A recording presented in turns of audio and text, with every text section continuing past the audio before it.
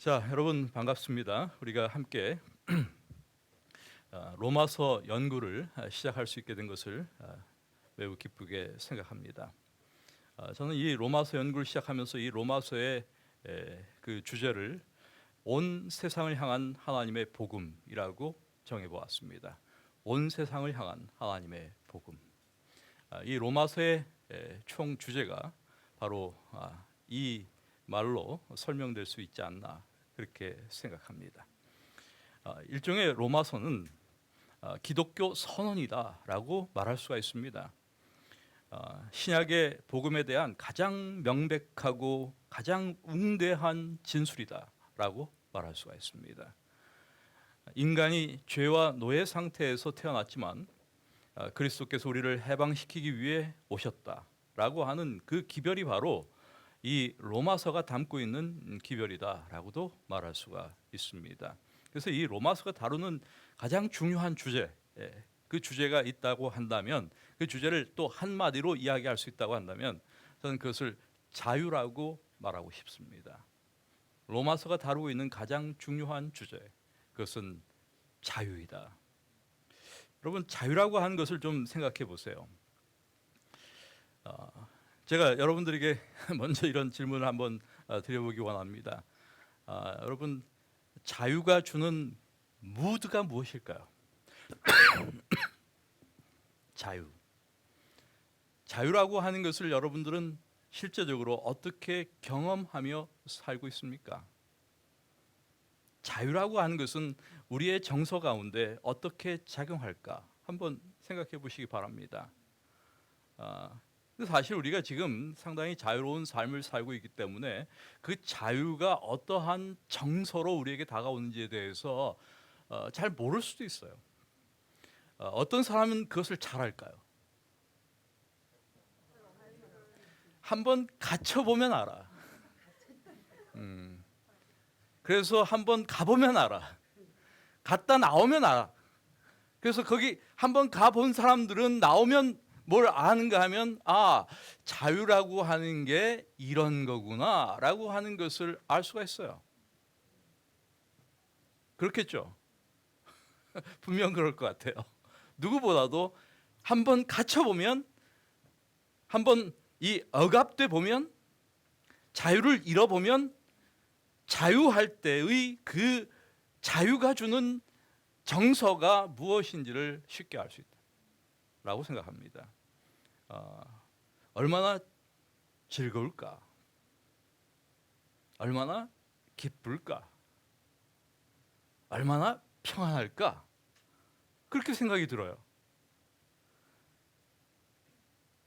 저는 이런 의미에서 우리는 자유한 사람들인가? 라고 묻고 싶어요. 우리 모든 그리스도인들에게, 특별히 우리 재림 신자들에게 저는 이런 질문을 한번 던져보고 싶어요. 여러분들은 자유한 재림 신자인가? 크리스천인가? 그 말은 우리가 안식일 교인으로서 그리스도가 우리에게 제공하고 있는, 하나님께서 우리에게 주시는 그 자유를 얼마나 향유하고 있나라고 하는 질문이기도 합니다. 사실 제가 볼 때 우리 많은 크리스천들이 약간 이 반자유의 정서를 가지고 있는 것 아닌가 하는 생각이 들 때가 종종 있어요.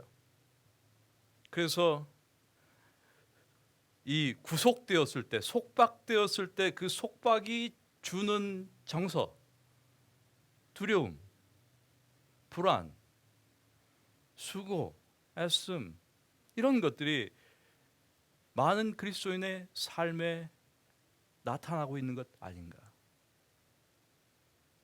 다시 말해서 우리가 예수 믿고 정말 행복한가? 이제 그 얘기하고 있는 거예요, 여러분.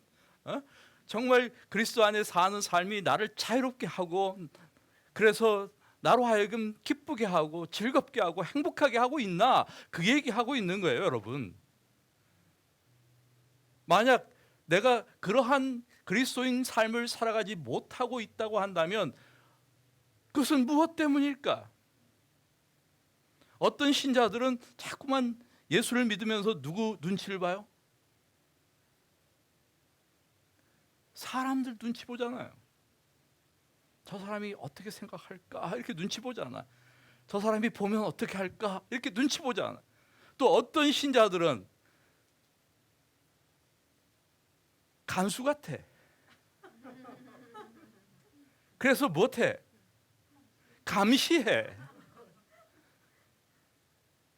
여러분, 이것이 바로 오늘날 많은 그리스도인들의 사는 삶의 모습 속에서 종종 드러나고 있는 현상들이 아니냐. 이런 의미에서 여러분 자유하십니까? 라고 하는 질문을 던지는 거예요. 응? 우리는 정말 하나님께서 우리에게 주신 그 자유를 향유하는 그런 정말 행복한 크리스천들인가? 그래서 이 로마서의 주제가 바로 이런 자유를 다루고 있는 것이다 라는 것을 먼저 말씀드리는 것입니다. 그러면 그 자유라고 하는 것은 어떠한 자유인가?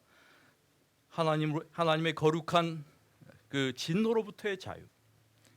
그리스도인들이 이 하나님의 진노에 대한 두려움을 많이 가지고 살아 사실. 그래서 우리 특별히 재림 신자들은 어떤 그 불안감을 늘 가지고 사는가 하면 하나님의 그 심판에 대한 불안감을 가지고 살아.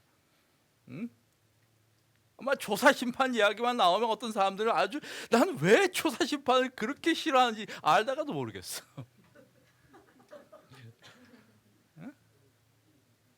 그런 정서들. 다시 말해서 하나님의 거룩한 진노로부터의 자유의 경험들을 우리가 가지고 과연 살고 있나? 그 자유 이야기하고 있습니다. 사실 로마서가.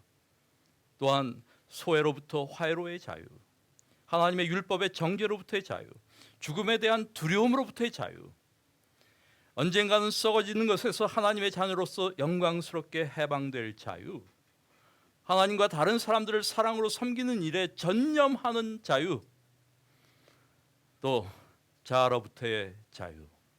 이 자유가 참 많아요. 우리가 누려야 할 그 자유가. 이런 모든 것들로부터 우리는 정말 자유한가? 거칠 것이 없나? 그 말이에요. 신앙이 이렇게 깝깝하고 예수 믿는 게 늘 구속된 느낌을 받고 산다면 There must be something wrong. 뭔가 잘못된 거예요.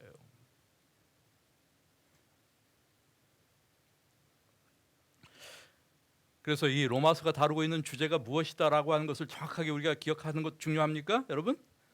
무엇을 우리에게 제공하고 있다? 어떠한 사상? 자유에 대한 굉장한 아이디어를 우리에게 제공하고 있다라고 하는 사실을 기억하시는 것이 필요합니다. 여러분 뿐만 아니라 로마서는 사실 대단한 영적 영향력을 가지고 있는 책이었습니다. 그래서 로마서를 통해서 회심한 사람들은 수도 없어. 그렇게 많아요. 그런데 그 중에 정말 중요한 사람 한 사람을 이야기한다면 우리는 어거스틴을 이야기할 수가 있습니다. 어거스틴이 회심하는 데 있어서 대단히 중요한 영향을 주었던 로마서의 말씀이 바로 무엇인가 하면 로마서 13장 11절부터 14절의 말씀이에요. 또한 너희가 이 시기를 알거니와 자다가 깰 때가 벌써 되었다. 이 어거스틴이 술과 그 다음에 방탕으로 아주 유명했습니다. 그런데 어느 날 이 사실을 읽으면서 굉장한 각성이 그에게 찾아왔어요. 이 시기를 알거니와 자다가 깰 때가 벌써 되었다. 밤이 깊고 낮이 가까웠으니 그러므로 우리가 어두움의 일을 벗고 빛의 갑옷을 입자.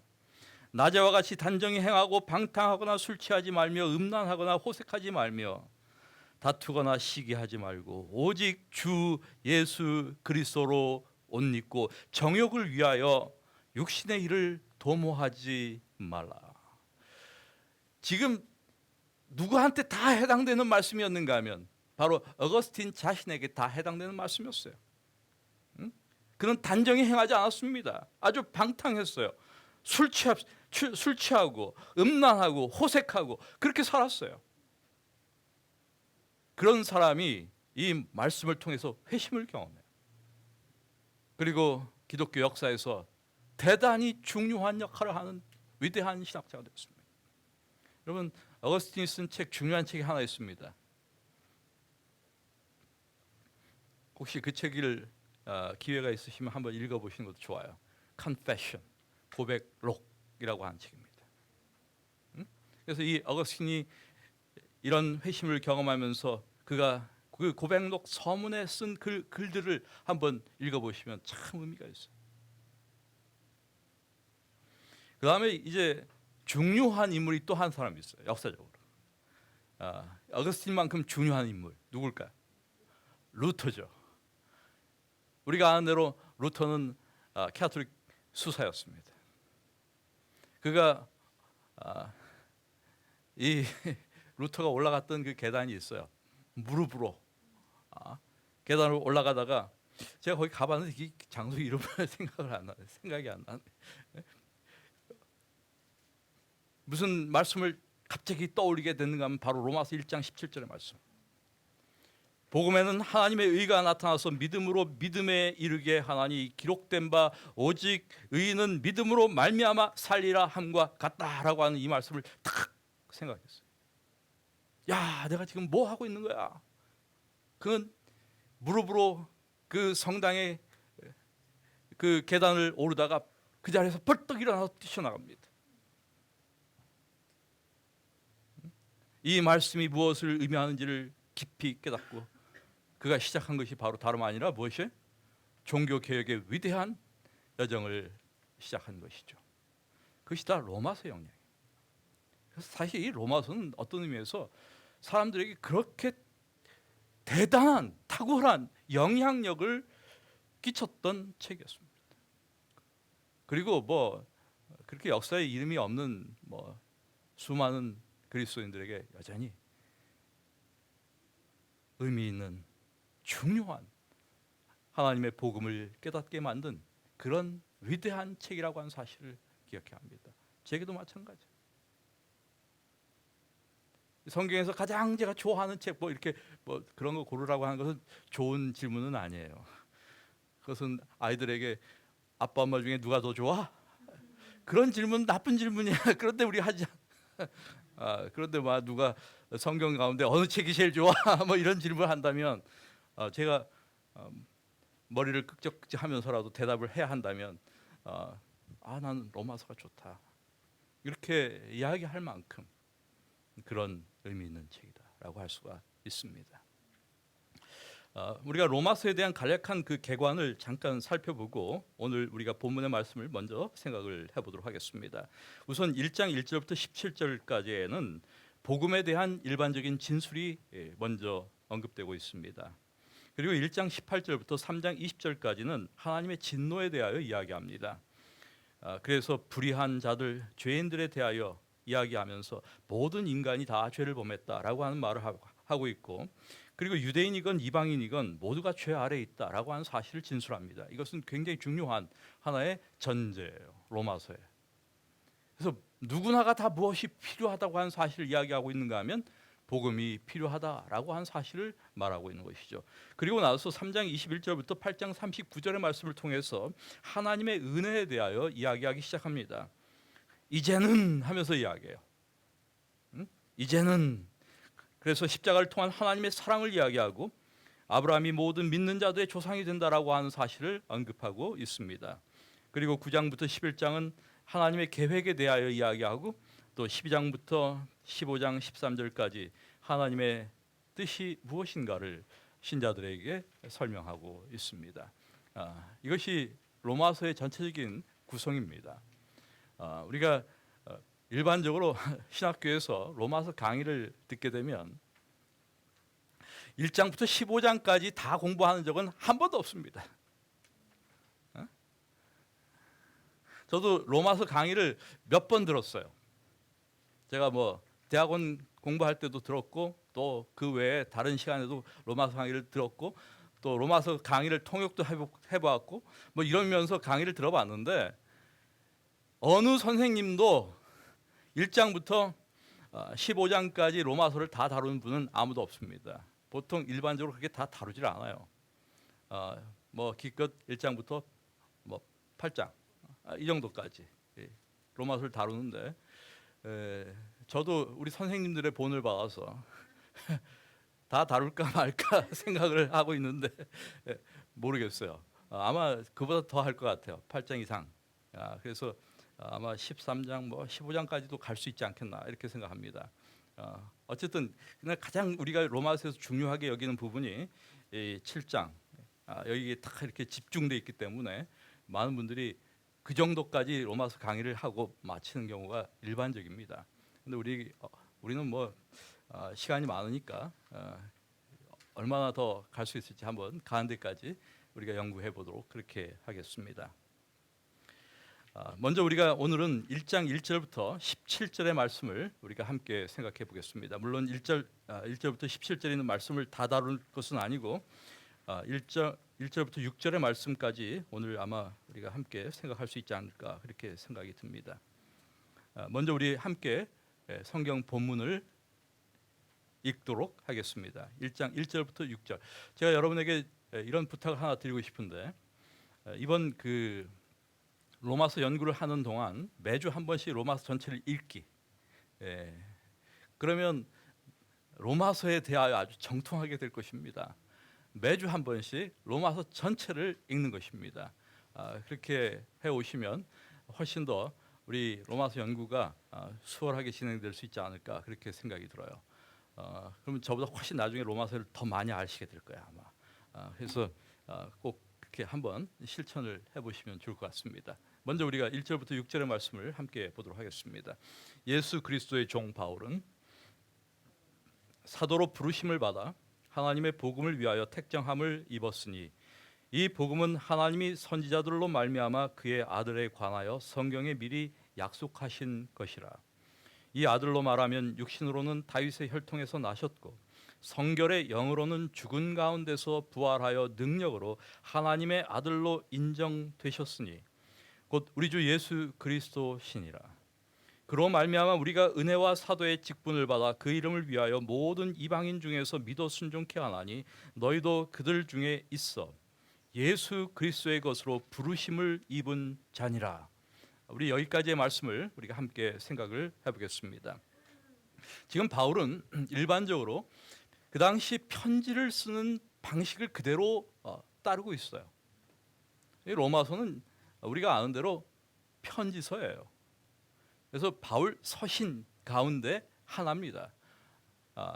그래서 이 처음에 그 서두가 무엇같이 이루어지고 있는가 하면 마치 헬라어 서신의 특징 그대로 헬라 사람들이 편지를 쓸 때 썼던 그 형식 그대로 지금 쓰고 있다라고 우리가 볼 수가 있습니다. 그래서 먼저 바울은 자신을 어떻게 소개하고 있는가 하면 예수 그리스도의 종이라고 소개하고 있습니다.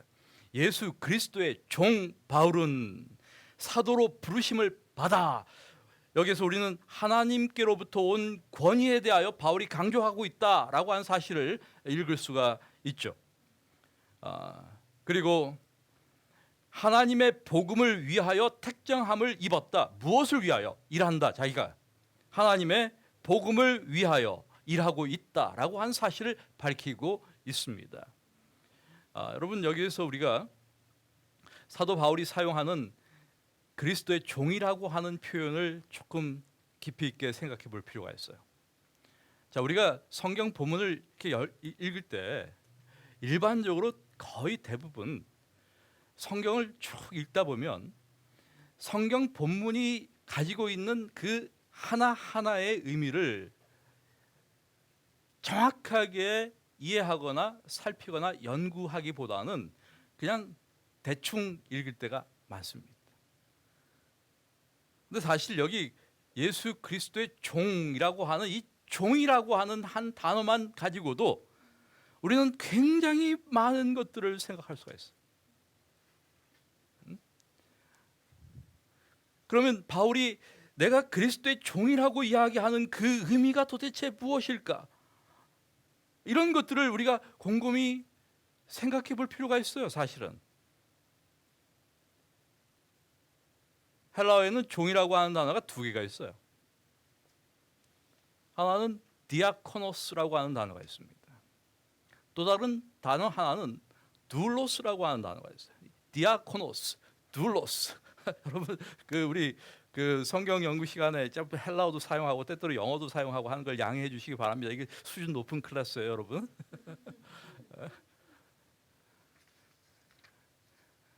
그래서 이 디아코노스라고 하는 단어도 종이라고 번역해요, 일반적으로. 근데 디아코노스라고 하는 단어가 갖고 있는 의미는 사실 우리말로 가장 적절한 그 단어가 무엇일까? 가만히 생각을 해보니까 이건 머슴이에요. 여러분, 머슴이 뭐 하는 사람인지 아시죠? 지금 사람들은 머슴이 뭔지를 몰라. 요즘 우리 젊은 사람들은 머슴이 뭔지 알아요? 젊어서 몰라, 이 정상이야. 근데 옛날에는 머슴이 있었어, 정말. 그래서 집에서 머슴이 다 일을 했어.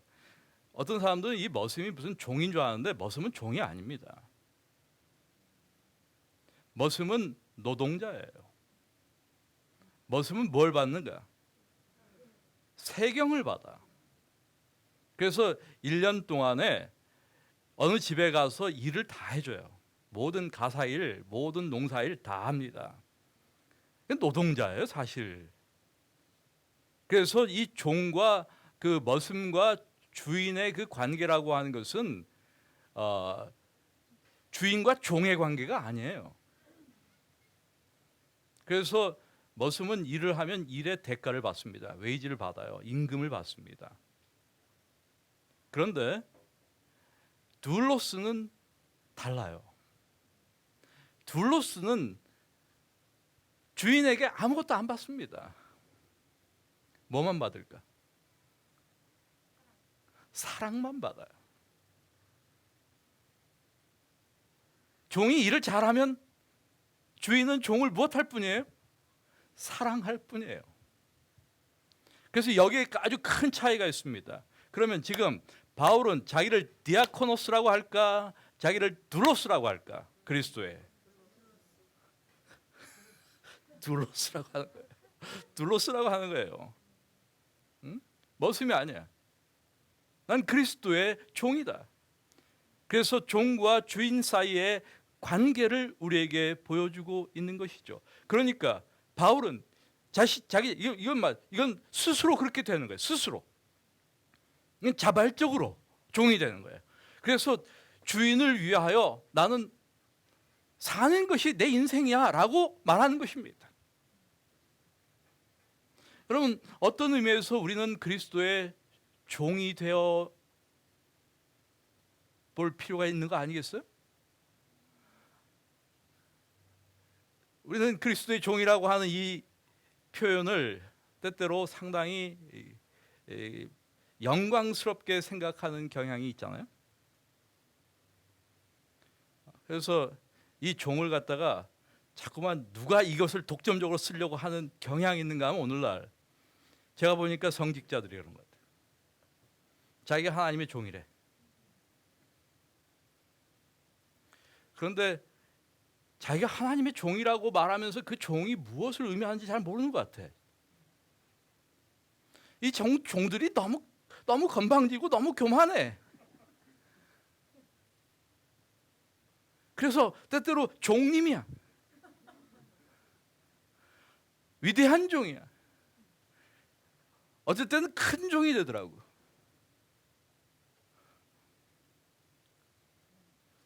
무슨 종이 큰 종이 있고 작은 종이 있어. 여러분, 우리가 그리스도의 종이라고 하는 그 호칭을 사용하는 것, 이건 이를 꽤 많이 쓰죠. 이게 안 됩니다. 그 종이 뭔지를 알아야 돼. 정말 내가 그리스도의 종이라고 말할 때 그것이 함축하고 있는 그 의미가 무엇인지. 사실은 제가 볼 때 이 그리스도의 종이라고 하는 이 표현을 가지고 자꾸 어떠한 특정한 집단의 계층에 한정적으로 이렇게 만들어서 사용하는 것, 이것은 이 본문을 왜곡하는 거 아니냐 하는 생각이 참 많이 들어요. 사실은 야고보도 그렇고 베드로도 그렇고 요한도 그렇고 유다도 그렇고 다 자신을 무엇으로 소개하는가 하면 그리스도의 종이라고 소개하고 있습니다. 이 그리스도의 종이 되는 것은 이들에게 무엇을 의미했나? 그것은 그리스도를 위하여 죽는 것을 의미했어요. 그래서 아무나 내가 그리스도의 종이야, 내가 하나님의 종이야 이렇게 말하면 안 되는 거예요.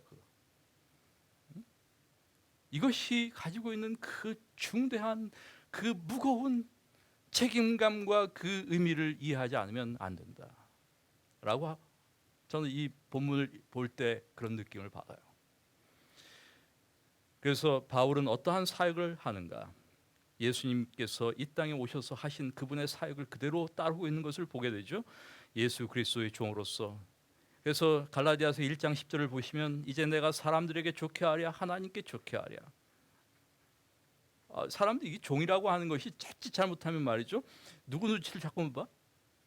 사람 눈치를 봐. 사람들을 즐겁게 하고 사람들을 기쁘게 하고. 그런데 바울은 그렇게 사역하지 않았어.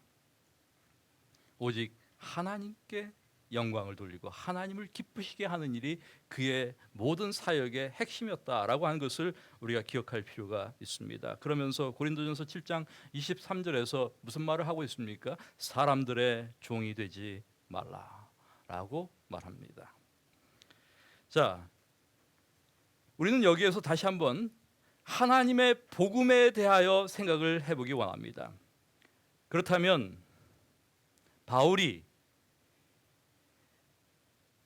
무엇을 위하여 일하고 있는가라고 하는 것을 우리가 주목해 보면서 하나님의 복음을 위하여 일하고 있다라고 하는 사실을 기억하면서, 그렇다면 하나님의 복음이 어떤 것인가라고 하는 것을 살펴볼 필요가 있는 것이죠.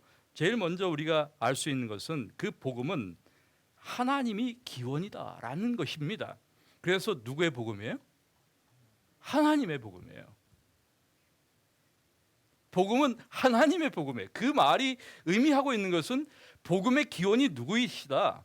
하나님이시다라고 하는 것을 우리에게 말해주고 있는 부분입니다. 그래서 사실은 로마서에 있어서 정말로 중요한 단어 중에 하나, 그것은 다름 아니라 하나님이라고 단어예요. 하나님이에요. 그래서 진정한 복음이라고 하는 것은 누구의 복음인가? 그것은 하나님의 복음이다. 그러므로 진정한 전도라고 하는 것은 복음을 나누는 것인데, 그것은 잃어버린 세상을 향하여 하나님의 복된 소식을 전하는 것이다 라고 말할 수가 있습니다. 여러분, 전도라고 하는 것은 무슨 인간의 잡다한 사상 혹은 사색 혹은 어떤 정신, 이런 것을 사람들에게 알리고 전하는 것이 아닙니다. 전도는 무엇을 전하는 것이다? 하나님의 복음을 전하는 것이다 라고 하는 것을 다시 한번 기억할 필요가 있겠죠. 그 다음에 두 번째, 복음에 대한 이해를 우리에게 제공해 주는, 이 본문이 제공해 주는 것들이죠. 그것은 다름 아니라 복음을 증거해 주는 것은 성경이다 라고 하는 사실입니다. 그것은 우리가 2절의 말씀을 통해서 확인할 수가 있어요. 이 복음은 이렇게 얘기하고 있어요. 이 복음은 하나님이 선지자들로 말미암아 성경에 미리 무엇하신 것이다? 약속하신 것이다. 그러니까 복음은 어디에 근거하고 있어요? 성경에 근거하고 있어요.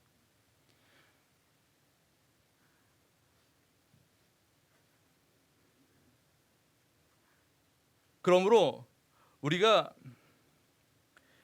성경에 근거하지 않는 복음을 이야기하는 것은 그건 다 가짜예요. 아무리 좋은 이야기라고 할지라도 그 말씀이 성경에 기반을 두고 있지 않으면 다 가짜야. 사실 오늘날 많은 경우에 있어서 어떤 사람들은 하나님의 말씀에 기반을 두지 않은 좋은 이야기를 많이 하는 사람들이 아주 많아요. 심지어 어디에서도, 강단에서도. 그 좋은 이야기가 복음을 대체할 수 있는 것이 결코 아닙니다. 그것은 복음이 아닙니다. 그래서 우리가 늘 기억해야 할 것이 있어요. 어떤 사람이 참 재밌게 설교해, 어떤 사람이 참 재밌는 말씀을 우리가 사는데 굉장히 유익이 되는 아주 삶을 잘 살아가는 귀중한 그런 방식을 잘 이야기해주고 있어라고 생각해가지고 따라가면 안 돼. 우리가 먼저 점검해야 할 것은 저게 어디서 나왔나 도대체, 이것을 먼저 점검해야 돼. 다시 말해서 우리의 모든 말씀들이, 우리가 전하는 모든 기별들이 성경의 기초를 두고 있는, 성경에 기반한 성경적인 기별인가에 대하여 늘 주목해야 합니다. 저는 정말 진리횃불교회가 좋은 이유가 하나 있어요. 이 교회에서 행해지는 설교들을 제가 다 듣습니다.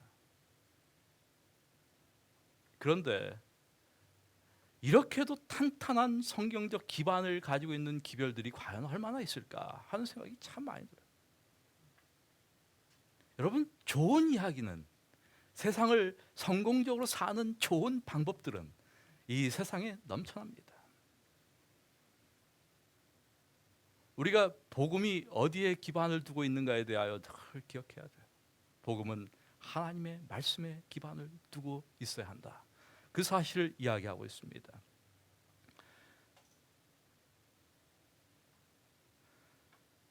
그래서 이 세상에 다른 복음은 없습니다. 그리스도가 하나님께서 우리를 위하여 마련하신 그분의 해결책이라고 하는 사실 외에는 또 그 같은 것을 가르치지 않는 다른 모든 것들은 이것은 거짓이에요.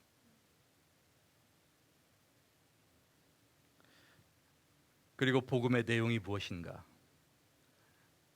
2절의 말씀을 다시 한번 주목해 보시기 바랍니다. 이 복음은 하나님이 선지자들로 말미암아 무엇에 관하여?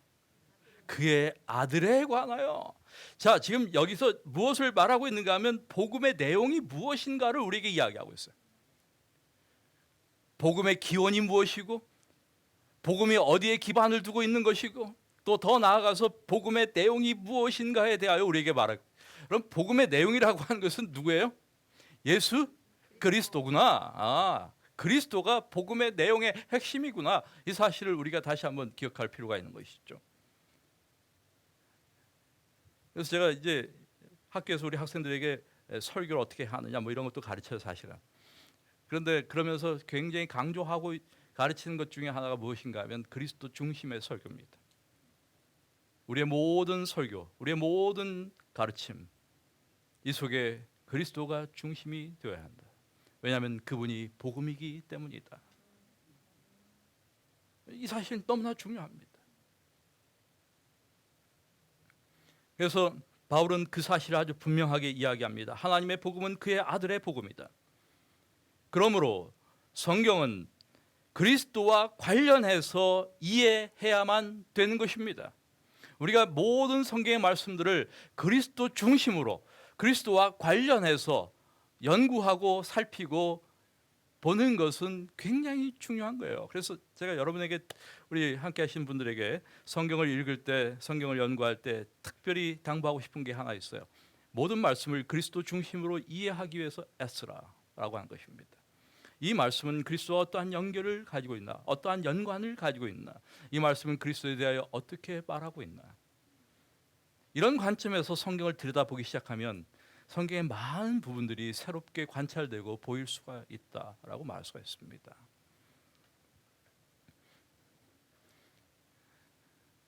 또한 그 복음은 무엇을 이야기하는가? 3절과 4절의 말씀을 보시기 바랍니다.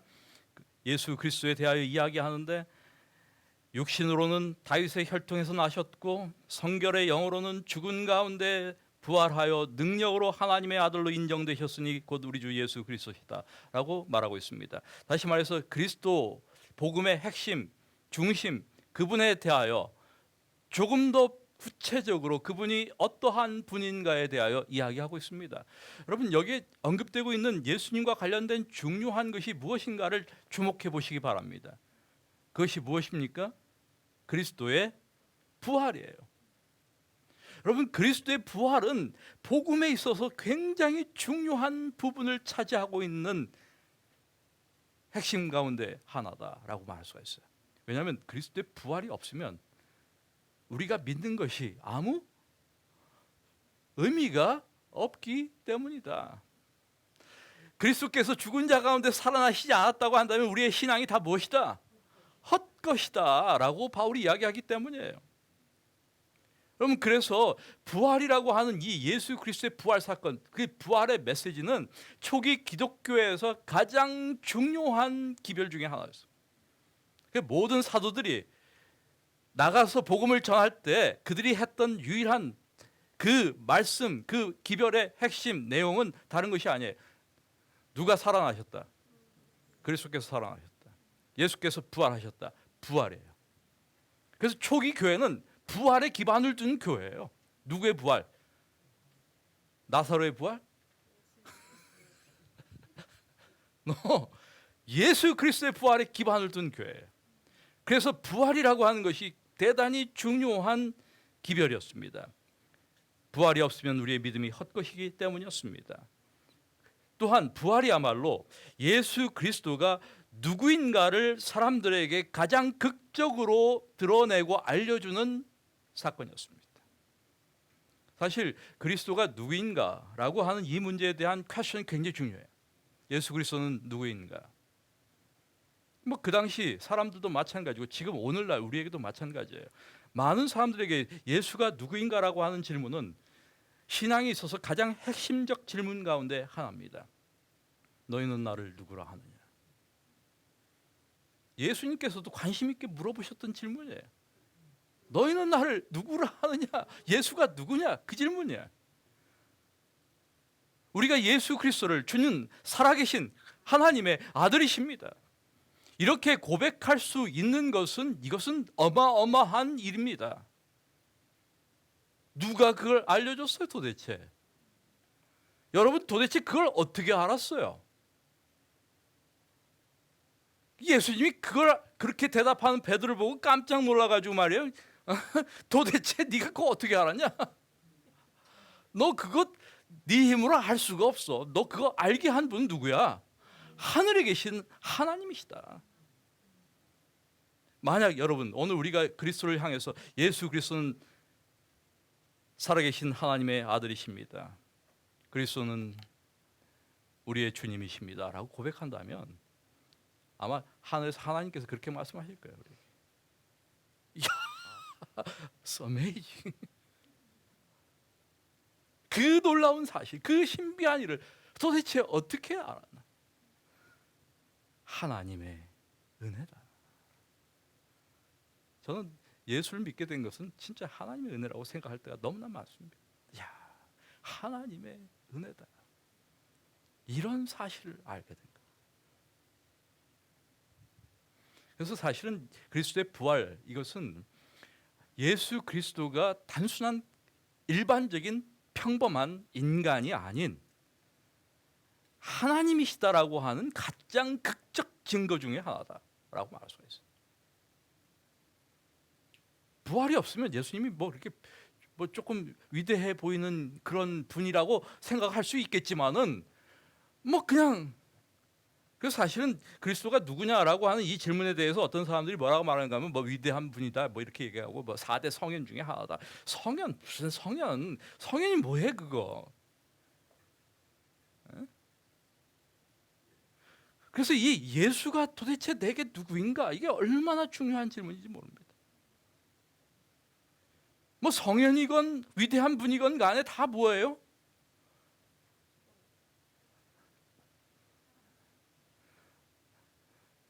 불교에서는 석가모니의 뼈가 발견됐다고 한 옛날에 그 사건이 있었어요. 난리가 났어. 그런데 말이죠, 예수의 뼈가 발견됐다. 어떻게 될까? 어떻게 돼? 기독교 문 닫아야지. 그 순간 문 닫아야지, 여러분.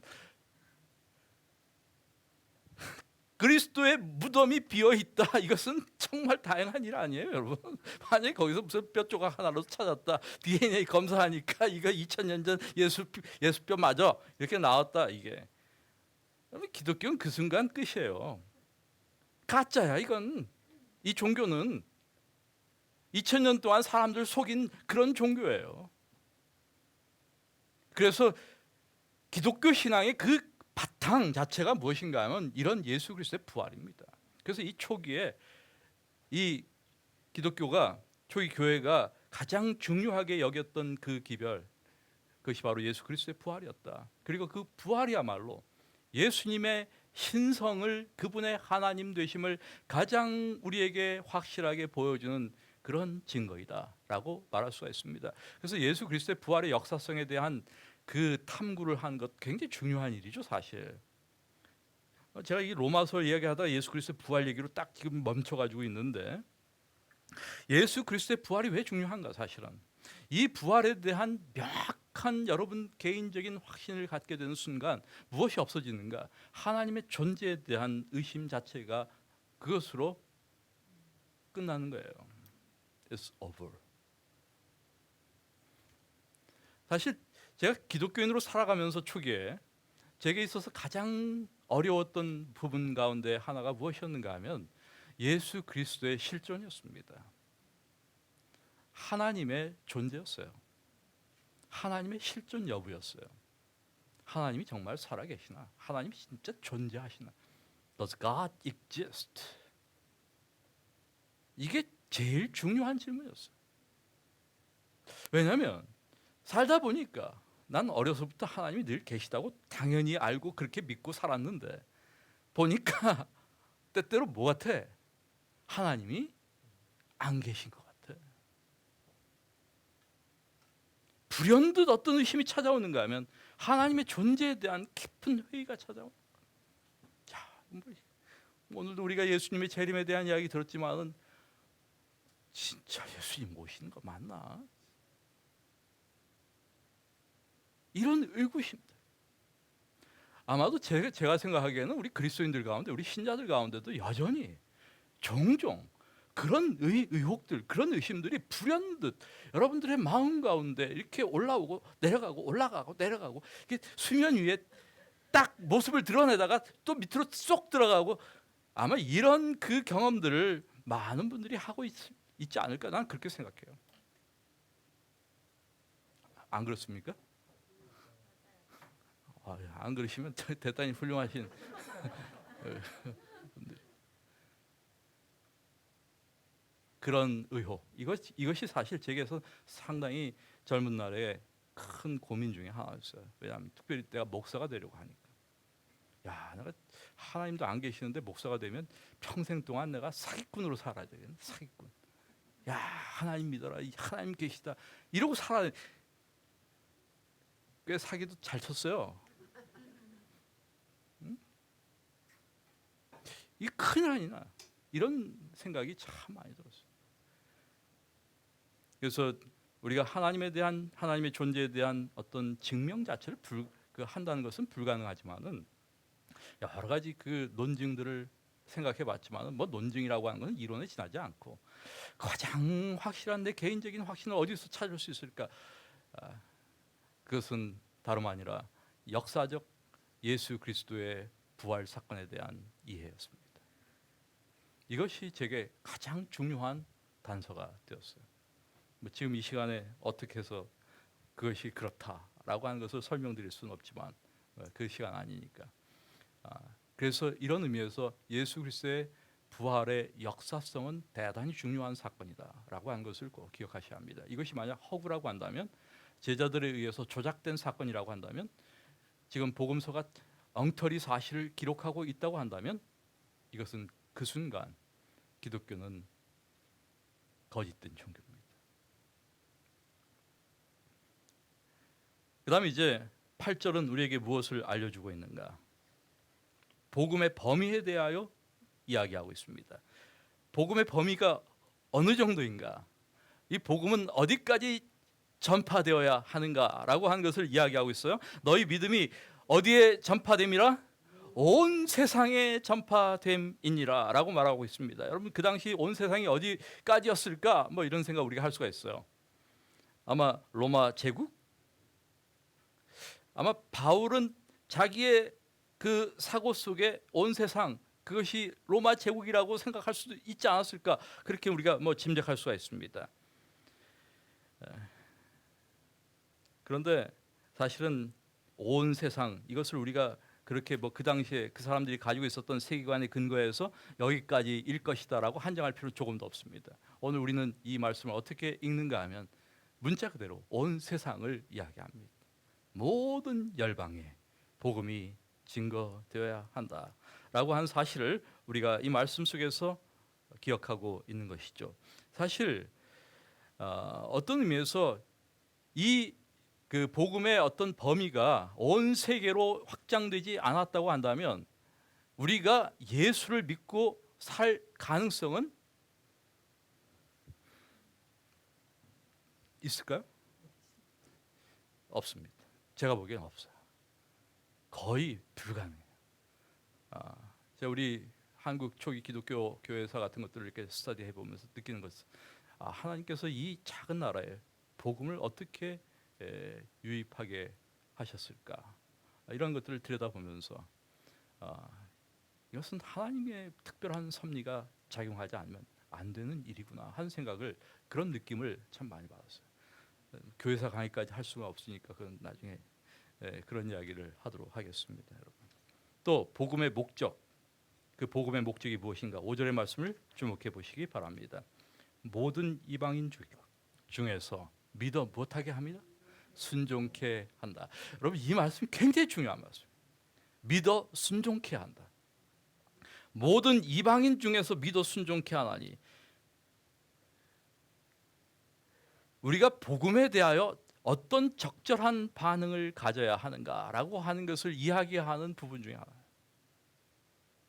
자, 여기에서 다시 한번 우리는 무엇과 무엇의 관계를 생각하는가 하면 복음과 믿음과 순종, 믿음과 행위라고 하는 이 두 가지 문제에 대하여 다시 한번 생각하게 되는 것입니다. 정말 성경은 믿음과 순종 혹은 믿음과 행위라고 하는 이 문제를 어떠한 맥락에서 이야기하고 있는가를 주목해야 합니다. 바울은 어떠한 생각을 가지고 있나, 여기에 대해서. 이상하게 오늘날 교회 안에도 어떠한 일들이 많이 발생하고 있는가 하면, 어떤 사상들이 유입돼 들어와 있는가 하면, 믿음이라고 하는 것과 행함이라고 하는 것, 믿음이라고 하는 것과 순종이라고 하는 것을 분리해서 생각하는 경향들이 너무나 많이 들어와 있다고 하는 것이죠.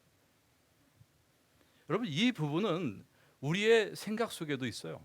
우리 그리스도인들의 생각 속에, 특별히 재림 신자들 가운데에서. 그래서 이 믿음과 행함을 따로따로 생각해요. 분리해서 생각합니다. 그런데 여기 이 말씀을 보게 되면 믿음이 무엇하게 하는가 하면 순종케 해요. 믿어 순종케 하는 것입니다. 순종은 저절로 되는 것이 아닙니다, 여러분. 그것은 무엇의 결과로 나오는 것인가 하면 믿음의 결과로 나오는 것입니다. 그래서 이 믿음의 순종이라고 하는 것은 동격, 소유격을 사용하고 있어요. 동격이에요, 동격. 그래서 그리스도인의 믿음의 행동을 설명하고 있습니다.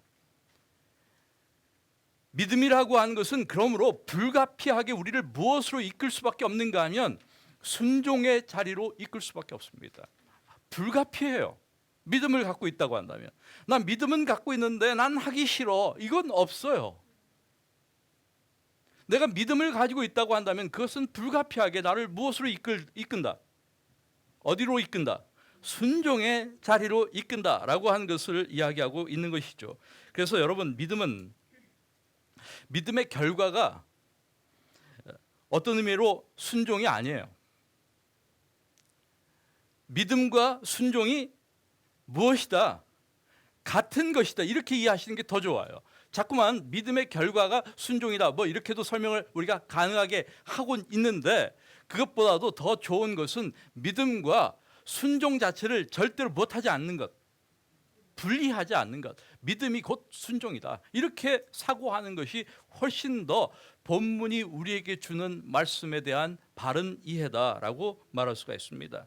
그래서 믿음 자체가 이미 무엇을 포함하고 있어요? 순종을 포함하고 있다. 그것이 참된 믿음이다.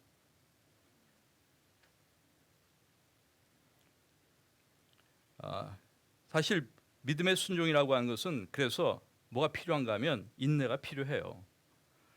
믿는다고 곧바로 행동으로 나오지 않는 것은 맞습니다. 그래서 예수님도 항상 무엇 하셨는가 하면 기다리셨어요. 인내하셨어요. 우리 신자들도 마찬가지예요. 자녀들을 교육할 때 때때로 무엇 해야 돼? 참고 인내하고 기다려야 돼요.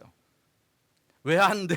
이렇게 나오는 게 아니라 때때로는 우리가 참고 인내하고 기다리는 것이 필요하다라고 하는 것 이해할 필요가 있습니다. 자, 이제 우리가 여섯 번째 마지막 복음에 대한 그 특징을 하나 보겠습니다. 그것은 복음의 목표가 무엇인가를 우리에게 이야기합니다. 5절의 말씀, 그로 말미암아 우리가 은혜와 사도의 직분을 받아 그 이름을 위하여라고 이야기하고 있습니다. 여러분, 왜 바울은 열방이 믿음의 순종에 이르기를 그렇게 원했을까? 그건 다른 이유가 없어요. 다시 말해서 복음의 목표가 무엇인가? 바울의 모든 사역, 그가 종으로서 그리스도의 종으로서의 그리스도의 복음을, 하나님의 복음을 전파하고 증거하는 그 모든 그 사역의 궁극적 목표가 무엇인가? 무엇을 위하여? 그 이름을 위하여. 그리스도의 이름에 무엇을 위하여? 영광을 돌리기 위하여. 이게 예수의 이름을 위하여 사는 거예요. 그 이름을 위하여. 얼마나 의미 있는 표현입니까, 여러분? 우리가 이 본문 성경을 읽을 때 이런 하나하나 중요한 그 표현들, 중요한 단어들을 다 못하고 넘어가. 다 미스하고 넘어가죠. 그래서 세밀하게 말씀 하나를 관찰하고 이해하고 넘어가는 그런 훈련을 갖는 것, 이런 의미에서 의미가 있다고 생각이 들어요. 그 이름을 위하여. 얼마나 근사한 그런 표현이에요. 만약에 우리가 살면서 늘 그 이름을 위하여 산다면 얼마나 좋을까? 하나님의 영광을 위하여.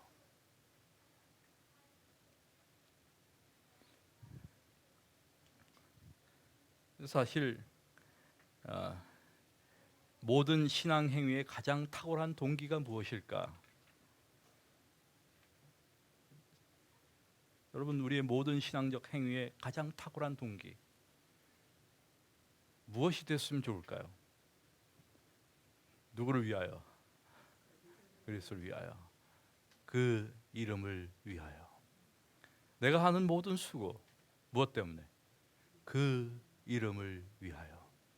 내가 하는 헌신 무엇 때문에? 그 이름을 위하여.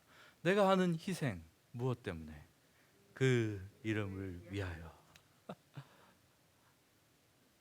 It's really good. 그 이름을 위하여.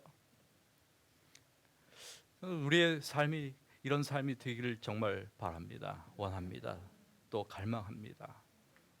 저도 그렇게 살고 싶어요. 그 이름을 위하여 살고 싶어요.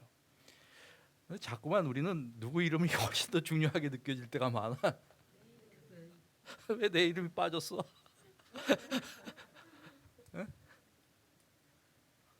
이 사람들은 자기 이름에 너무 민감하더라고. 제가 대학에 있어 보니까 그 사실을 너무 잘 알아. 어떤 중요한 뭐에 자기 이름이 없어. 무슨 코미디에 자기 이름이 빠졌어. 내 이름이 왜 없어 여기? 실수로 좀 빠질 수도 있지. 못 참아. 그래서 제가 그때 깨달은 게 하나 있어. 사람 순서도 함부로 쓰면 안 되는구나. 내가 한 번은 말이죠. 어떤 사람 이름을 먼저 썼어. 전화가 왔어 나한테. 왜 이 사람이 나보다 먼저야? 깜짝 놀랐어요. 그래서 그 다음부터는 항상 가나다 순으로 써.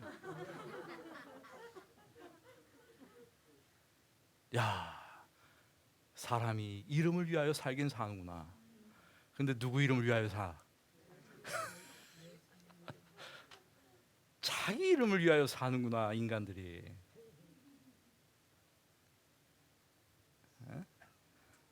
내 이름을 위하여 사는 게 아니라 그 이름을 위하여. 제가 이렇게 여러 번 이야기하는 까닭이 뭐예요? 중요하니까? 너무 좋으니까. 이 말씀이 너무 좋으니까. 그 이름을 위하여. 예수 그리스도를 위하여 살면 얼마나 좋을까? 저는 우리의 모든 삶이 그리스도를 위한 삶이 되기를 정말로 원합니다. 여러분, 그래서 우리는 예수님의 이름이 알려지지 않을 때 괴로워해야 합니다. 예수님의 이름이 무시될 때 상처를 받아야 돼요. 다 자기 이름이 무시될 때 상처받아요. 우리는 그분의 이름이 모욕을 당할 때 분개해야 합니다. 언제나 그분의 이름이 마땅히 받아야 할 영광과 존귀를 받도록 열망하고 또한 결심해야 합니다. 이것이 우리의 모든 삶과 선교의 최고의 동기이며 우리가 이 땅에서 살아가는 저는 이유라고 생각합니다. 하나님의 영광을 위하여, 그분의 이름을 위하여 오늘도 살아갑니다. 여러분, 오늘 우리 로마서 연구 6절까지의 말씀을 이상으로 마치도록 하겠습니다.